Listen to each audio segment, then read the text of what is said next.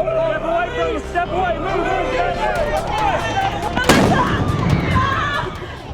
This is a capstone event that culminates the end of our medical students taking an EMT certification course.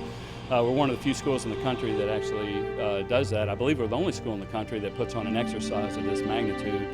And it's basically to teach the students what they've learned up here to get it down to their hands. So we can teach all day in a classroom, but to actually put it into motion and work with our interprofessionals of our law enforcement, fire, and EMS folks, put it into real perspective. I have students in there.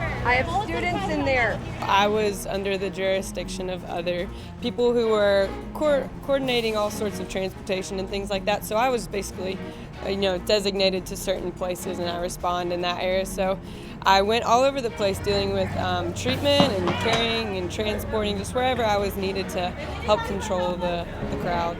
This helps me by just being able to know that I can respond in a situation where something happens. As a first-year medical student, we are equipped with knowledge, but here we're really equipped with skills. So if we're in the community, we can respond, and we just have a more even head over dealing with all of this. Get her out! We had two scenarios going on. One was a motor vehicle crash, because we see that every day, and we see the complicated crashes less frequently, fortunately for all of us. But when patients are trapped in vehicles, it brings up a new set of circumstances. You have unstable vehicles, you have fluids leaking, you have people that are in harm's way, that are trapped in metal and plastic and glass. And so we're teaching our students with our firefighters and medics how to extricate, how to get those people out safely and get them out quickly so we can transfer them to definitive care to the hospital. Our second scenario was an active shooter, and we say our prayers every night hoping that we're not going to have an incident like that on our campus. But unfortunately, in today's society, with Columbine and Virginia Tech and Sandy Hook, these incidents happen. And so we want to better prepare our students and our law enforcement officials to simulate, at least, to go in and see what it takes to clear a building, to take care of patients, mass casualties. We had 170 victims in this active shooter scenario. And so we had active classrooms all over this building with a shooter running through the building and hurting a lot of people. And so it really made it realistic. And so our law enforcement officers are better prepared than they were yesterday, and our future physicians are better prepared also.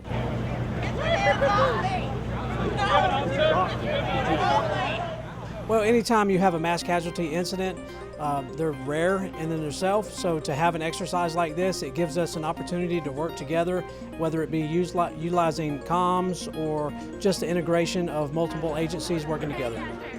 The ultimate goal is the protection of life and property. So when you have multiple casualties, multiple injuries, you have to assess the threat of the injuries and figure out who needs what sort of trauma and disperse those through medical facilities to get them the treatment that they need. This is the first time that our medical students actually get to work with all these different agencies, and so they understand their roles and responsibilities, and the law enforcement and firefighters and medics, they understand what the physicians do. So it's a good symbiotic relationship, if you will. Patients? Well, of course you have the people who are in shock who don't speak, and then you also have the people who are screaming at you and running at you saying, hey, help my friend, and you're like, I have all these people in this building right now that I have to try and get out. So if you can walk, you need to go outside to safety and we'll get your friend, don't worry, and just trying to remain calm and make sure that the patient comes first, and if you can get the people out of there as quick as possible, that's what we're supposed to do.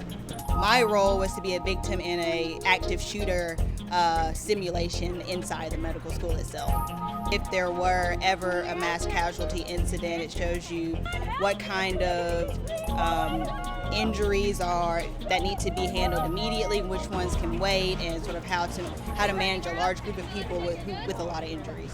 You're okay? What about my friends? You need to go outside. All right, we've got people inside taking care of them, okay? I was a victim in the mass casualty event that we had today. I obviously got shot in the head, and the students were to come in and rescue me.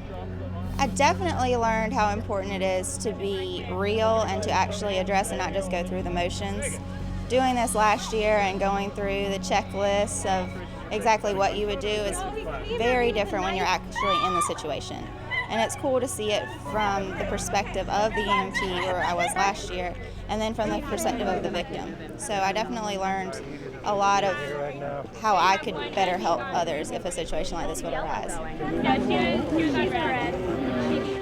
September 11th, 14 years ago, the attack on America was horrible for this country, and the fact that this drill just fell on that date is fortunate and unfortunate. It's unfortunate because it was 9/11, and we'll always remember. Everybody knows where they were on 9/11 when that happened in our country. But it's not just 9/11. Any day of the year, of the calendar year, we're going to be thinking about 9/11. But the benefit is we honor those that gave their lives on that day, and we honor them by being better prepared here.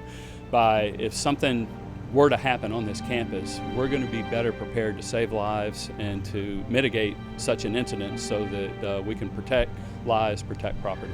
Greenville Health, because we're going to receive all these patients eventually along with other hospitals, we're playing an active role with all of our first responder agencies. And so if we can act as a facilitator to bring all this together, it's a home run for everyone.